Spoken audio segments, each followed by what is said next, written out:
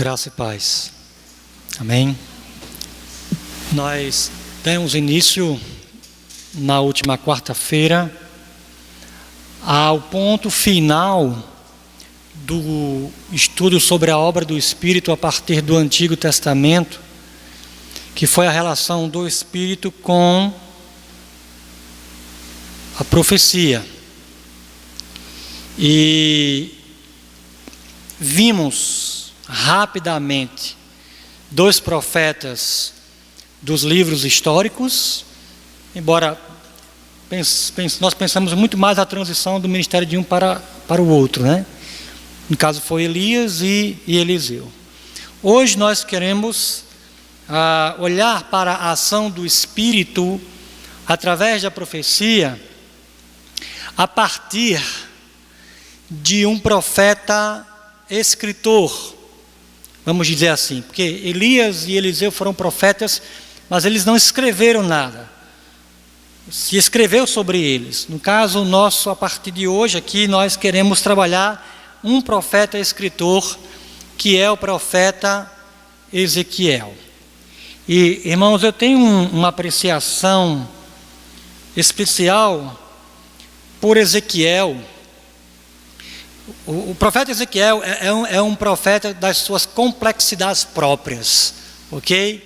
Ele é considerado um dos profetas mais de difícil interpretação, exatamente porque ele se utiliza de uma linguagem extremamente simbólica. Parecia, era semelhante. E aí ele vai usando essa linguagem simbólica, essa comparação o tempo todo, como quem está tendo um acesso à glória de Deus tão sem precedentes, vamos dizer assim.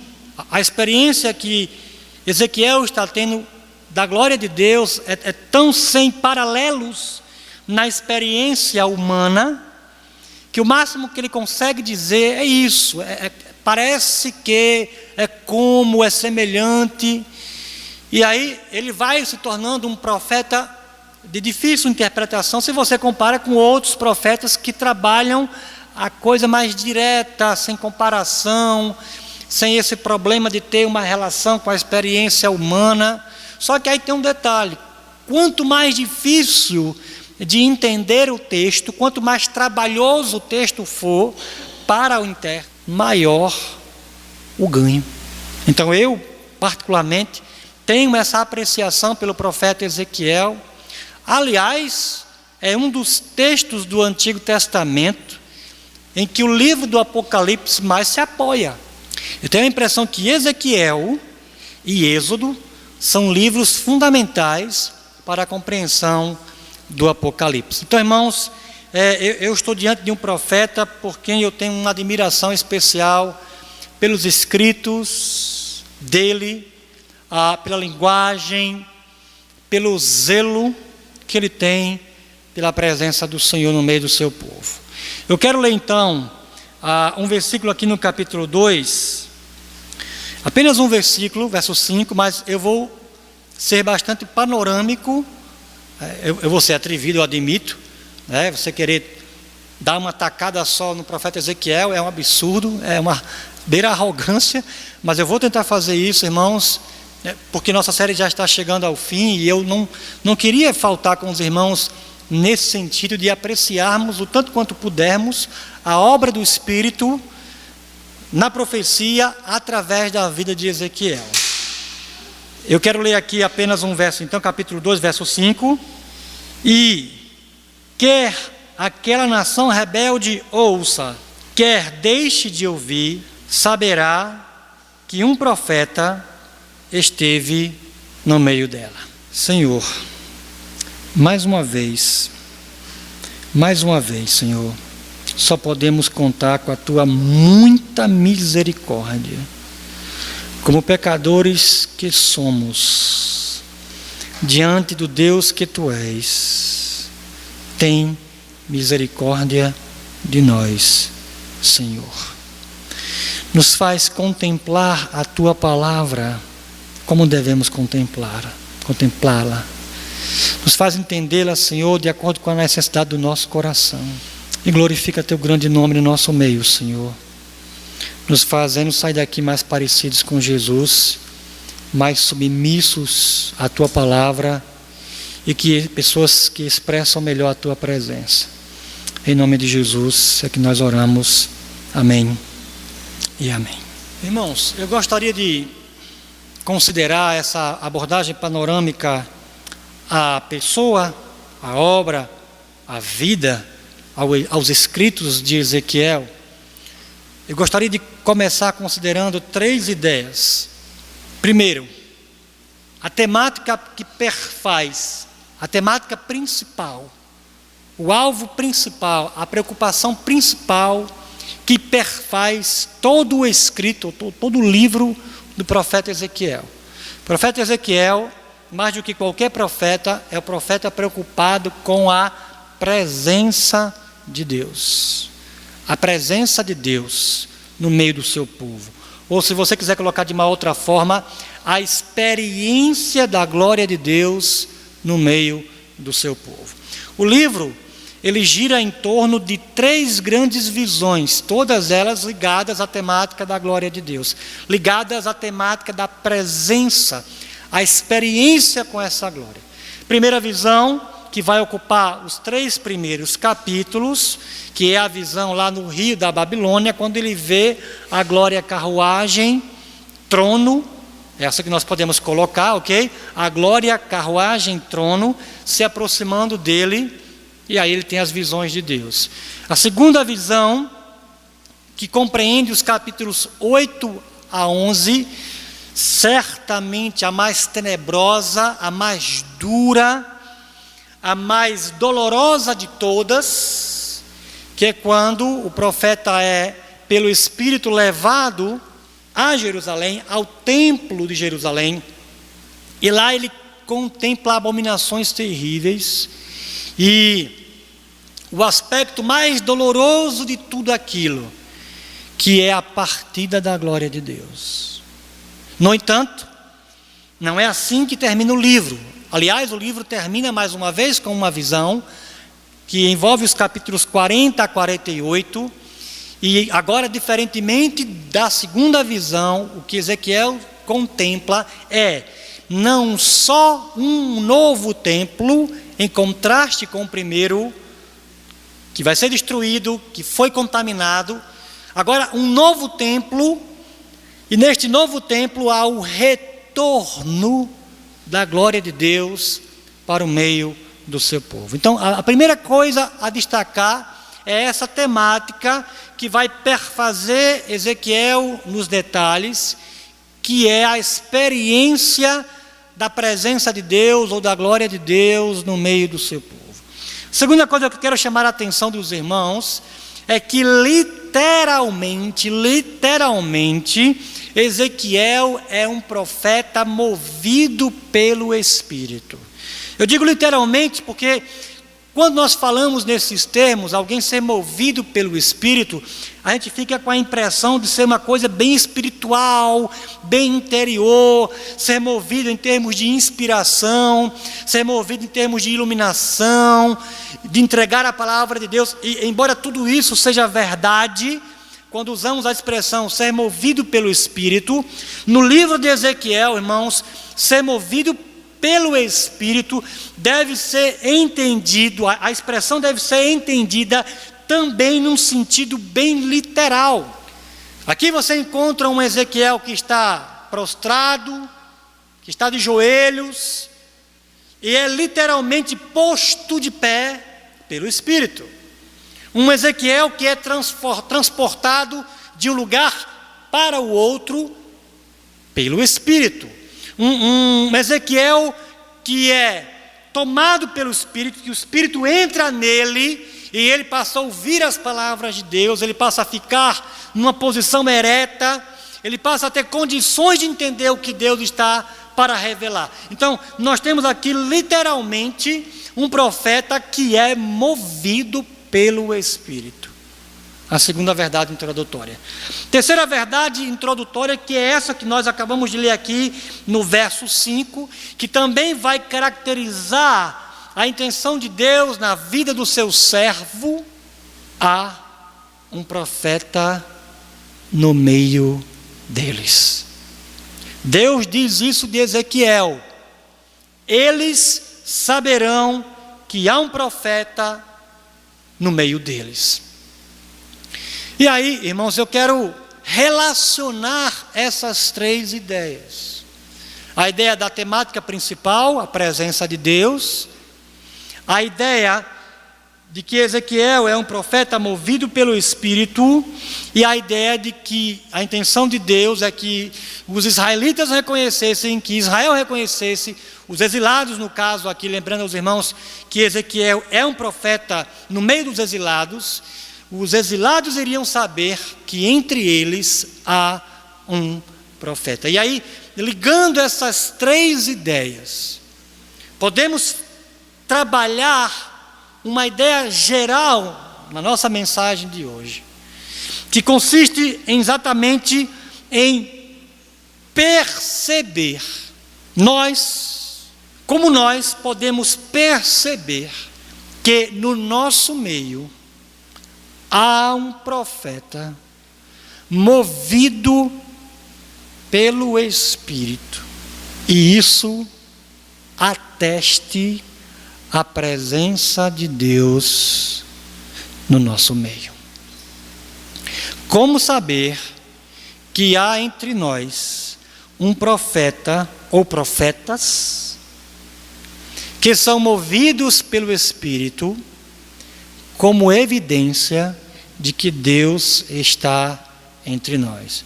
E, irmãos, como eu disse, a temática da presença de Deus é fundamental para Ezequiel, até porque eles estão na Babilônia, terra estranha, terra de deuses pagãos. Jerusalém já se encontra parcialmente destruída.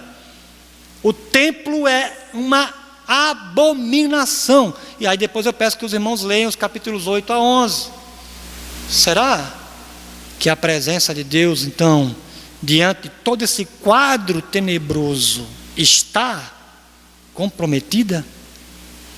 O ministério de Ezequiel serve exatamente a esse propósito, que apesar da contaminação do templo, apesar da situação caótica de Jerusalém, apesar dos exilados estarem em uma terra pagã, ainda assim Deus se faz presente no meio do seu povo, através de um profeta que ele levanta para ser movido pelo Espírito. E esta verdade, irmãos, não é diferente para nós hoje. Afinal de contas, como povo de Deus, nós também queremos que no nosso meio haja profetas movidos pelo Espírito, como evidência de que Deus está entre nós. Se é assim, eu quero considerar com os irmãos alguns efeitos da presença de um profeta no nosso meio, movido pelo Espírito, como evidência de que Deus está entre nós. Alguns efeitos, eu alistei 5 aqui, não sei se o tempo permitirá que eu explore todos eles. Talvez divida essa mensagem em 2 partes, não sei. O fato é que eu quero compartilhar com os irmãos os efeitos da presença de um profeta movido pelo Espírito, ou de profetas, no meio do povo de Deus. Primeiro desses efeitos, capítulo 2, do verso 3 ao verso 8, ele falará a palavra divina, movido pela ordem divina e não pela reação humana. Se há um profeta movido pelo Espírito, ou profetas movidos pelo Espírito no meio do povo de Deus, ele falará a palavra divina, movido pela ordem divina e não pela reação humana. Irmãos, a maneira como Deus começa o ministério com Ezequiel é no mínimo esquisita. para não dizer assim absurda, já que estamos falando do nosso Deus, é no mínimo esquisita. Porque você pensa, não, Deus vai chamar Ezequiel para o ministério profético e vai movê-lo com afirmações de resultados positivos. Ezequiel vai ter garantias de Deus de que o ministério dele será frutífero, de que ele será bem sucedido, que o povo vai ouvi-lo, que o povo vai atendê-lo, que o povo vai se arrepender, que o povo vai ser transformado. E aí quem é que não se sente motivado a exercer o ministério assim, com tais motivações de certeza de que a coisa vai funcionar, vai dar certo? Por exemplo, Moisés foi assim. Tu vais a Faraó e o sinal que eu te dou, Moisés, é que tu vai trazer o povo aqui a este monte e o povo vai adorar aqui. Amém, glória a Deus. Quem que não quer exercer o ministério com esse tipo de motivação? Ou o apóstolo Paulo em Corinto, irmãos. Quando Paulo está ali sendo perseguido, o Senhor aparece para ele e diz: não tema, não te cales, fale a minha palavra, porque eu tenho muito povo nesta cidade. Amém, glória a Deus, vou continuar pregando o evangelho. Mas com Ezequiel não é assim. Deus faz o contrário com Ezequiel. Deus diz: Ezequiel, você vai falar a minha palavra, mas você vai falar a minha palavra a um povo endurecido, um povo que não quer ouvir. Porém, Ezequiel, você não vai colocar os olhos no endurecimento do povo. O que você vai considerar, Ezequiel, é que o Senhor, Yahvé, o soberano, está ordenando você a falar. E é isso que interessa. Profeta movido pelo Espírito, irmãos, é o profeta que é movido a falar pela palavra divina, pela ordem de Deus, e não pela reação humana, que o próprio Deus admite que se Ezequiel não tivesse cuidado, serviria como um empecilho, como um obstáculo, como um desestímulo, a fim de que ele não falasse a palavra de Deus aos exilados. E aí eu quero considerar com os irmãos duas implicações. A primeira implicação é para quem quer ser profeta, é para quem quer ser pregador. Primeira implicação é para quem quer falar a palavra de Deus pelo Espírito. Afinal de contas, de um ponto de vista neotestamentário, não há um ou dois ou três profetas no povo de Deus, porque na verdade, irmãos, todos somos profetas. Não é assim que Joel profetiza o derramamento do Espírito? E não é assim que Pedro entende o efeito Pentecostes, capítulo 2 de Atos? Implicação para quem quer ser profeta movido pelo Espírito: esteja certo de que você vai ser tentado a aceitar como critério a reação humana. Irmãos, isso aqui não seria só problema para Ezequiel, isso aqui é problema para todo mundo que quer ser instrumento do Espírito para comunicar a palavra de Deus.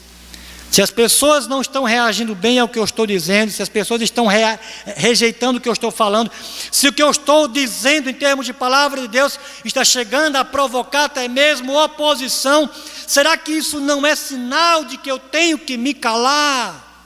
É não, porque às vezes até o próprio povo de Deus se opõe ao profeta de Deus. Um profeta movido pelo Espírito, irmãos, ele tem a consciência de que ele tem que falar porque Deus ordenou. E aqui fica a advertência: esteja certo de que se você quer ser um profeta, você vai ser tentado a usar como critério de estímulo e de motivação o fato das pessoas estarem aceitando ou não o que você está dizendo. Quem quer ser movido pelo Espírito não pode sucumbir a esta tentação. Segunda implicação, para quem quer ouvir um profeta movido pelo Espírito, examine-se se você não está entre aqueles que se recusa a ouvir a palavra de Deus. Nós temos uma razão, irmãos, pela qual Ezequiel sofreria oposição. Os exilados estão em terra estranha, como eu já disse, terra que não é deles. Embora Jeremias já tivesse profetizado aos exilados que eles sossegassem, que ficassem por lá, que criassem filhos, tivessem família, desenvolvesse o comércio, servisse aquela nação, porque o cativeiro seria de 70 anos. Mas sabe o que os exilados querem? Querem voltar. Eles não querem a palavra de Deus para eles, eles querem os seus próprios projetos. Eles querem cumpridas as próprias expectativas. E as expectativas são: nós vamos voltar. E o que nós queremos ouvir são os profetas no nosso meio que vão dizer a nós que é só uma questão de tempo, que a Babilônia vai ser derrotada, que nós iremos voltar para a nossa terra como nós desejamos.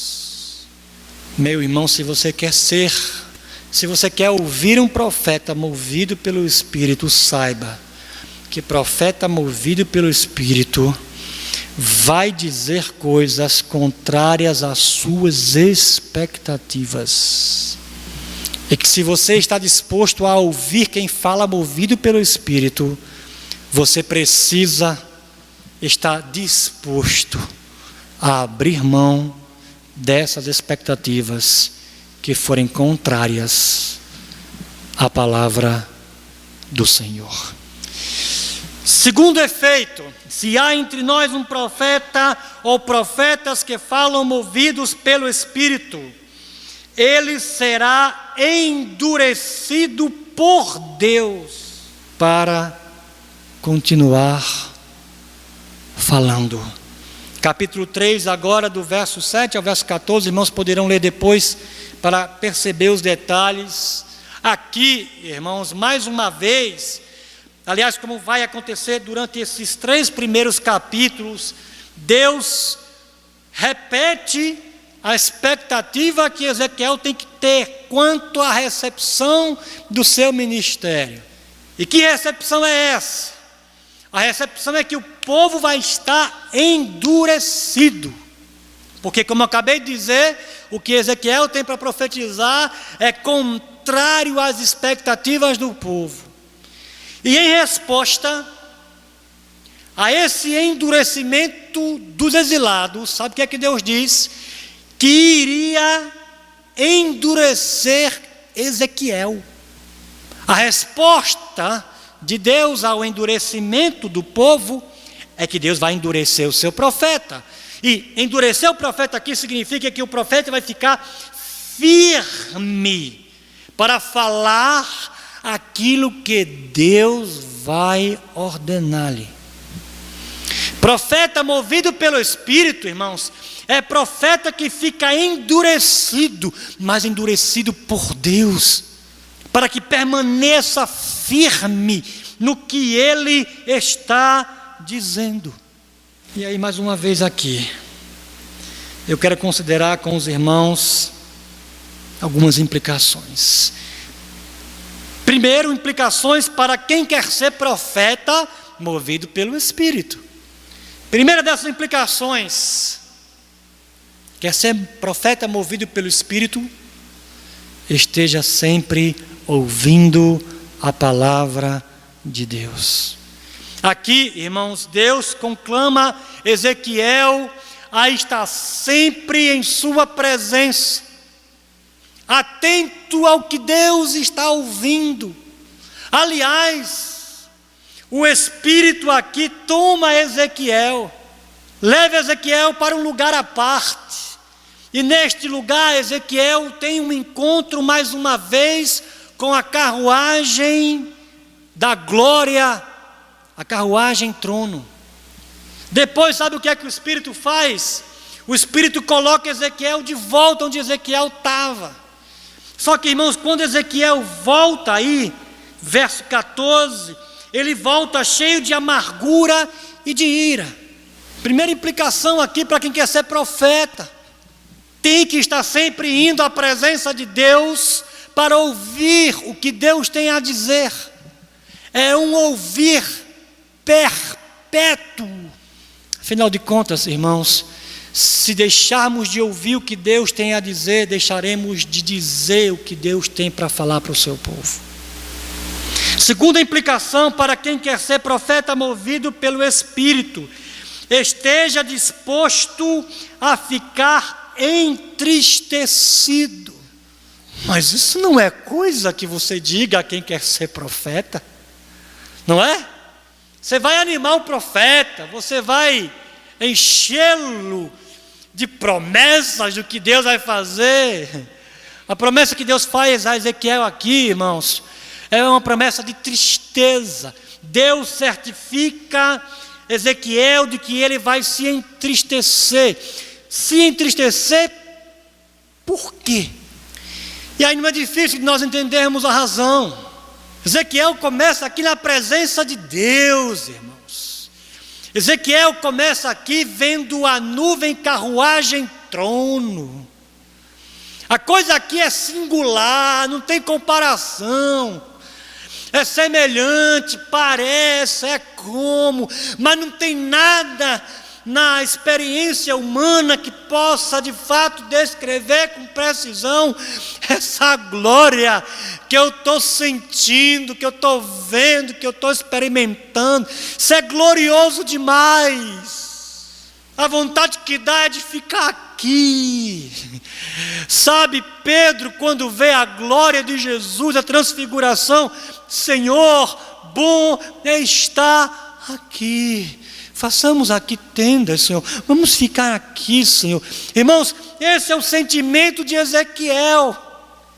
Quando vê a glória, quando tem acesso à glória, quando experimenta a glória. Mas Ezequiel, isso aqui é para o teu ministério, Ezequiel. Isso aqui ainda não é a tua experiência definitiva, Ezequiel. Você vai ter que descer para estar entre os exilados. É exatamente isso que acontece. E, irmãos, quando Ezequiel desce para estar entre os exilados, movido pelo Espírito, ele volta irado, porque ele sabe que vai estar entre pecadores que não vão valorizar a glória de Deus. Ele sabe que vai estar entre pecadores que não farão caso do que ele tem para dizer, até porque Deus já tinha dito que isso ia acontecer. Ele está deixando, irmãos, a experiência da glória para estar entre aqueles que vão se opor. E isso dói, isso chateia. Nossa, será que vocês não veem o que eu estou dizendo? Será que vocês não têm olhos para ver, ouvidos para entender que o que eu estou dizendo é glorioso demais?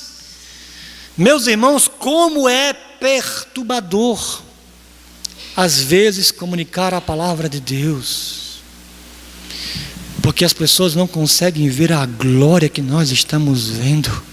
Quer ser profeta movido pelo Espírito? Esteja disposto a ficar entristecido pela rejeição da glória de Deus, que Deus quer comunicar através do seu intermédio, mas que as pessoas não terão condições de ver, de ouvir e de entender. Implicação para quem quer ouvir um profeta movido pelo Espírito: o cuidado de não selecionar o que nós ouvimos e aceitamos como palavra de Deus. Eu vou repetir: tome cuidado para que a sua postura não seja de alguém que seleciona o que recebe como palavra de Deus e o que não aceita como palavra de Deus. Irmãos, Deus vai endurecer o seu profeta para que ele continue falando a palavra de Deus em resposta ao endurecimento do povo, que não quer ouvir o que Deus tem para dizer, quer ouvir o que está em conformidade com as expectativas. Queremos retornar, e essa é a única palavra profética que nós aceitamos ouvir. O que é que nós temos aqui? nós temos esse critério de selecionar o que eu aceito como palavra de Deus, o que eu não aceito como palavra de Deus. E, irmãos, quando nós estamos empregando esse critério, isso aqui eu aceito, isso aqui eu não aceito, isso aqui eu concordo, isso aqui eu não concordo, isso aqui dá para mim, isso aqui não dá para mim, porque aqui Deus está errado. Saiba, essa postura de selecionar o que você aceita como de Deus, o que você não aceita, já é um sinal de endurecimento de coração. Portanto, se você quer ouvir um profeta movido pelo Espírito, não selecione no que ele está dizendo, o que você aceita e o que você não aceita. Terceiro resultado, quando nós temos no nosso meio um profeta movido pelo Espírito, como sinal de que Deus está entre nós, é que o falar do profeta e o deixar de falar do profeta é controlado por Deus. Capítulo 3, do verso 23 ao verso 27.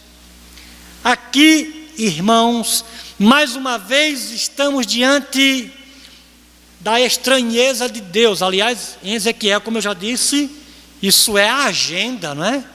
As estranhezas de Deus. Uma dessas estranhezas é essa aqui.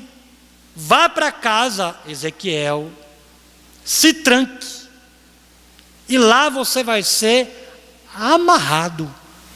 Mas estranho, não é? O profeta tem que estar solto, irmãos. Afinal de contas, ele tem que falar a palavra de Deus. E aqui Deus diz que Ezequiel vai estar trancado e amarrado dentro de casa, exatamente para que ele não fale a palavra de Deus. Estranho, não é? Porque tem hora que Deus endurece o profeta para que o profeta fale a palavra divina e não receie. Mas aqui o profeta é amarrado para ele não falar a palavra divina.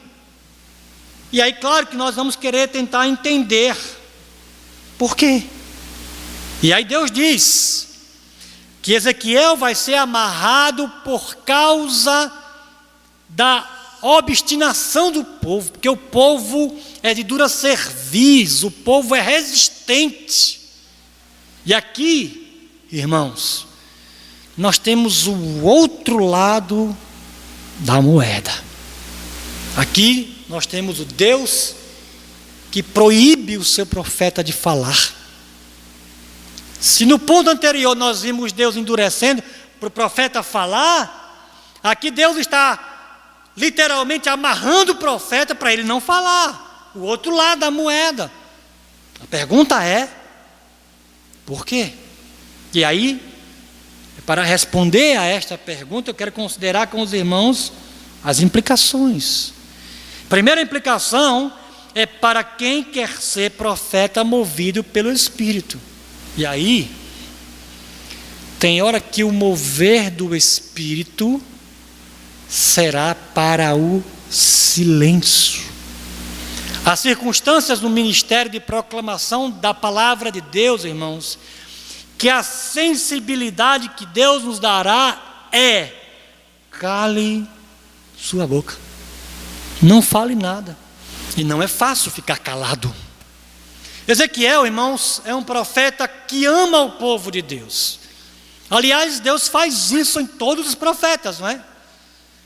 Deus comunica, Deus derrama o seu amor pelo seu povo ao coração do profeta, ao ponto, irmãos, das dores de Deus serem sentidas pelos seus profetas.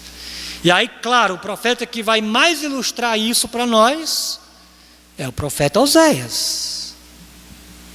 Como os irmãos já sabem, que vai ter uma esposa de prostituições. E aí o que Oséias experimenta diante da infidelidade da sua esposa, ele tem uma ideia do que Deus experimenta diante da infidelidade do seu povo.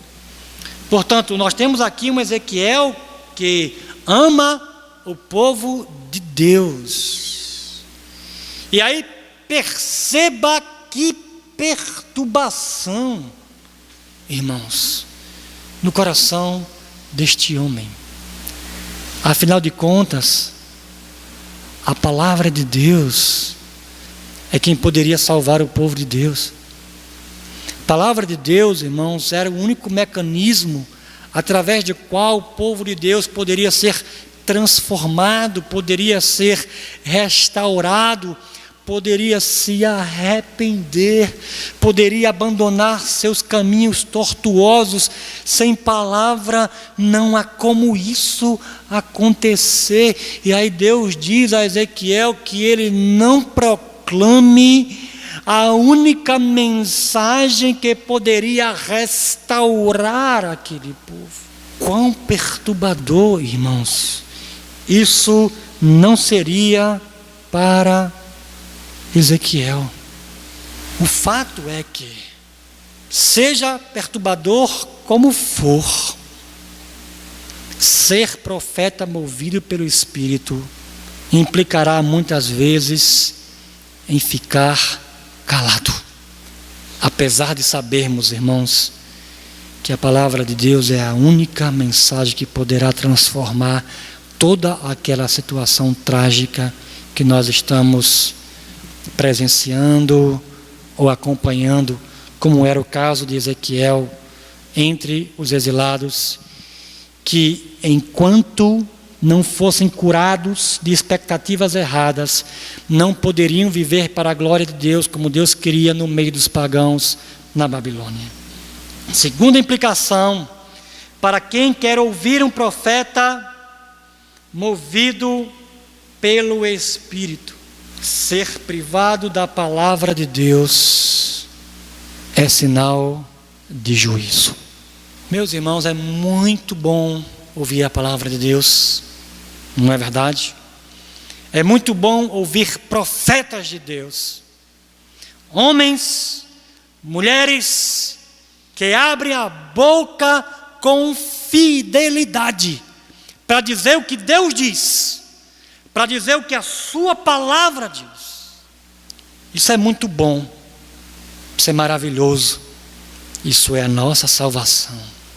No entanto, se formos muito honestos, vamos admitir que, por termos esse privilégio assim tão constantemente, acabamos sutilmente adotando aquele pensamento, aquele raciocínio: eu vou sempre ter a palavra de Deus comigo.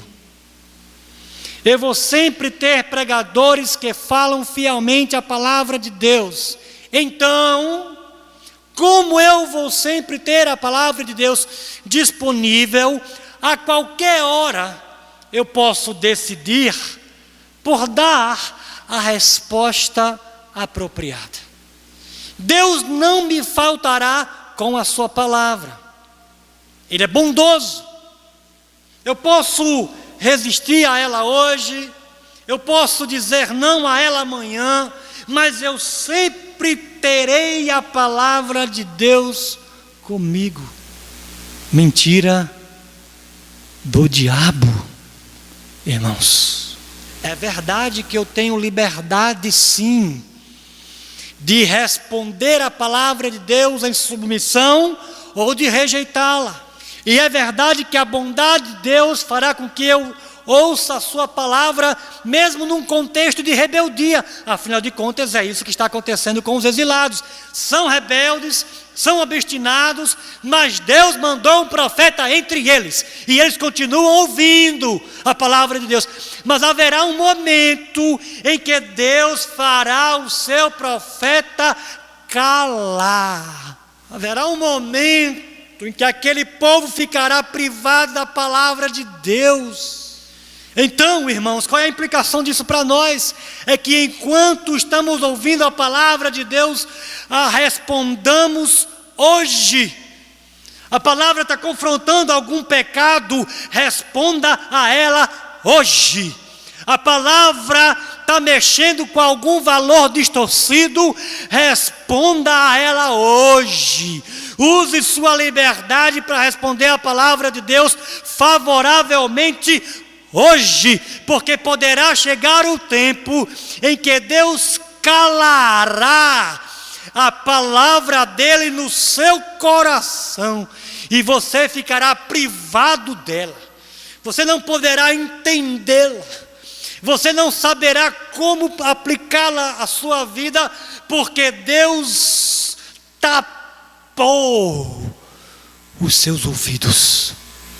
Qual é a implicação? Responda a palavra de Deus hoje, como evidência de que você não está com o coração endurecido. Quarto efeito de ter entre nós um profeta movido pelo Espírito, como evidência de que Deus está entre nós, é que este profeta verá no meio do povo de Deus o que compromete a presença de Deus. Aí eu retomo o capítulo 8, versos 3 e 4. Ezequiel, pelo Espírito, é levado a Jerusalém, ao templo. O que ele vê lá, irmãos, é indescritível, é inimaginável em termos de abominações. Já não basta a idolatria do povo ser praticada nas ruas, nos lugares altos. A prática da idolatria tem que ser trazida para dentro do lugar sagrado, para a própria casa de Deus. Ezequiel, irmãos, tem essas visões de práticas de idolatria que eram próprias dos pagãos, e aí tem todo um contexto político por trás disso daqui, porque quando você se submetia a um domínio de uma outra nação, você também se submetia às práticas religiosas daquela nação. Daí, por exemplo, práticas religiosas egípcias aqui no tempo, neste momento da visão. Ele está vendo essa imagem de desejo, porque o povo quer ser protegido contra a Babilônia. A visão prossegue, irmãos, e aí a consumação dela é da destruição do templo e da destruição da própria cidade de Jerusalém. Mas essa não é a pior parte. A pior parte é que o povo de Deus consegue expulsar o próprio Deus de sua casa. A parte mais trágica daquela visão não é a idolatria, não é a destruição de Jerusalém, é ver a glória de Deus indo embora. Meus irmãos, expulsar o próprio Deus da sua casa, isso é o ápice. Ser profeta movido pelo Espírito, irmãos, é ser capaz de ver o que talvez a maioria não esteja vendo, o quanto práticas abomináveis no meio do povo de Deus comprometem a experiência da glória de Deus entre nós. E aí duas implicações. Primeira implicação, para quem quer ser profeta movido pelo Espírito, denunciar o que no meio do povo de Deus compromete a glória de Deus entre nós. Irmãos, isso não é tarefa fácil. Afinal de contas, você tem que apontar para ídolos. Mas são ídolos de todo mundo.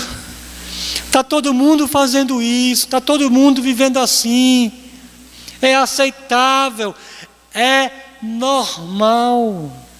É normal quando a glória de Deus não é o grande valor. É normal quando a presença de Deus é negociável. Aí é normal. Mas, irmãos, ser profeta significa que Enquanto para a maioria está sendo normal e aceitável, para o homem de Deus, para a mulher de Deus, está sendo uma abominação. A abominação que um profeta torna conhecida, porque essa é a perspectiva de Deus. Segunda implicação, para quem quer ouvir. Se você de fato quer ouvir um profeta movido pelo Espírito, quando este profeta denunciar idolatrias, ídolos no meio do povo de Deus, mesmo que seja a prática da maioria, aceite a denúncia do que é um ídolo em potencial para o meu coração e para o seu coração, e remova da sua vida tudo aquilo que compete com a glória de Deus e compromete a presença de Deus no nosso meio. Por fim, irmãos, se há no nosso meio um profeta ou profetas, sejam homens, sejam mulheres, movidos pelo Espírito, como evidência de que Deus está entre nós, Ele apresentará as exigências para o retorno à experiência com a glória de Deus. Nesse momento eu faço os irmãos se voltarem para a visão final do livro de Ezequiel, capítulos 40 a 48, precisamente o capítulo 43, versos 7 e 8 a 11. Aqui a visão de Ezequiel é o contrário do capítulo 8 a 11. Aqui capítulo 43, Ezequiel, no novo templo, ele vê a glória de Deus voltando. Só que agora é diferente. Se nos capítulos 8 a 11, irmãos, a idolatria, as abominações, aquelas perversões de ídolos expulsaram a glória de Deus, aqui a glória de Deus está voltando para habitar no lugar que lhe é de direito para sempre. E desta vez são os idólatras que serão expulsos. 2 pontos aqui nesse momento da visão, capítulo 43. Primeiro, Deus coloca para Ezequiel que ele, Yahvé, é rei. Ele está vindo para a sua casa real. E que agora aquelas abominações serão removidas da sua casa. E quando o texto descreve essas abominações, irmãos, elas são descritas como imagens dos reis de Israel. Exatamente isso. Reis de Israel tiveram suas imagens, seus ídolos colocados lá no templo, onde somente a soberania do grande rei deveria ser conhecida e adorada. Em outras palavras, o foco aqui é a soberania de Deus. Agora a glória está voltando, e Deus voltando agora como rei. E quem está no templo ou aceita a soberania de Deus, ou será removido. E aí o segundo detalhe do texto, porque a Ezequiel é dito o seguinte: Ezequiel, mostre para eles, explique para eles toda a planta do templo, todas as estruturas, todos os lugares, os departamentos, inclusive, Ezequiel, mostre para eles as entradas e as saídas. Qual era a mensagem aqui?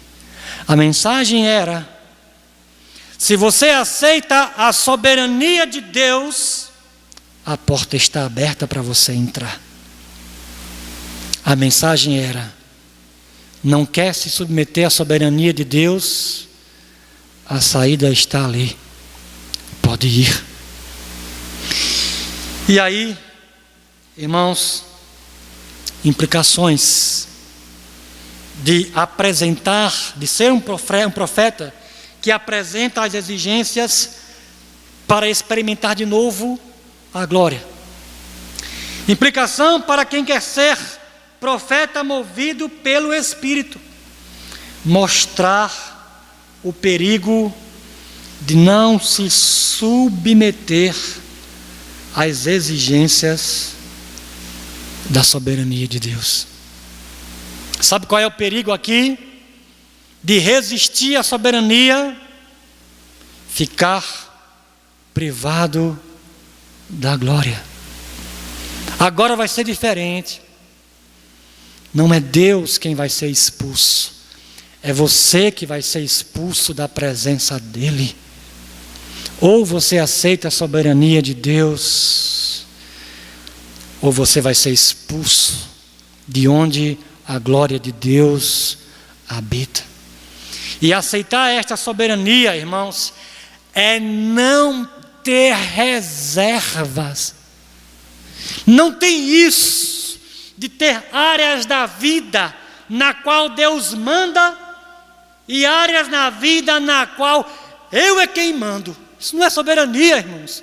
Isso é brincar de fazer Deus rei. Agora, a santidade de Deus toma todo o templo. Não está mais limitada ao Santo dos Santos. Agora é todo o templo. Não tem mais restrição, irmãos. Semelhantemente, quem vive a soberania de Deus, e aí ser profeta é advertir do perigo de se rejeitar as exigências da soberania. Você será expulso, não podendo estar onde a glória de Deus está. Segunda implicação, para quem quer ouvir. Você quer ouvir um profeta movido pelo Espírito? Então, quando esse profeta falar das exigências da soberania de Deus, tema o perigo de ser afastado da presença de Deus para sempre. Tema este perigo, dizendo a Deus: Senhor, não deixa ter áreas da minha vida que ainda não estão debaixo do teu controle, Senhor. Sonda, Senhor, a minha vida hoje. Mostra para mim, Senhor, quais são as áreas que ainda não estão debaixo do teu jugo, e coloca estas áreas debaixo do teu jugo hoje. Vamos orar. Senhor, levanta profetas no nosso meio, como tu já tens levantado, para que estejam sempre na tua presença, e na tua presença estejam ouvindo a tua voz, e esta mesma voz faça ser ouvida entre nós, Senhor. Senhor, queremos ter profetas movidos pelo Espírito, que não farão outra coisa senão proclamar a tua palavra. E quanto a nós, teu povo, Senhor, nos faz ouvir tudo o que estes homens ou estas mulheres tiverem para nos dizer de tua parte, formalmente, informalmente, do púlpito, Senhor, de uma sala de escola dominical, em nossas conversas diárias, tudo que for tua palavra, Senhor, nos faz submissos. Não queremos estar entre aqueles que ouvem a tua palavra e resistem a ela. Por isso, Senhor, opera no meio de nós um coração que responde a Tua palavra sempre. Livra-nos do coração que seleciona o que quer ouvir, Senhor. Mas que tão somente aceitemos tudo que o Senhor nos disser através de homens e mulheres fiéis. Em nome de Jesus é que nós oramos, Senhor. Amém e amém. Deus nos abençoe.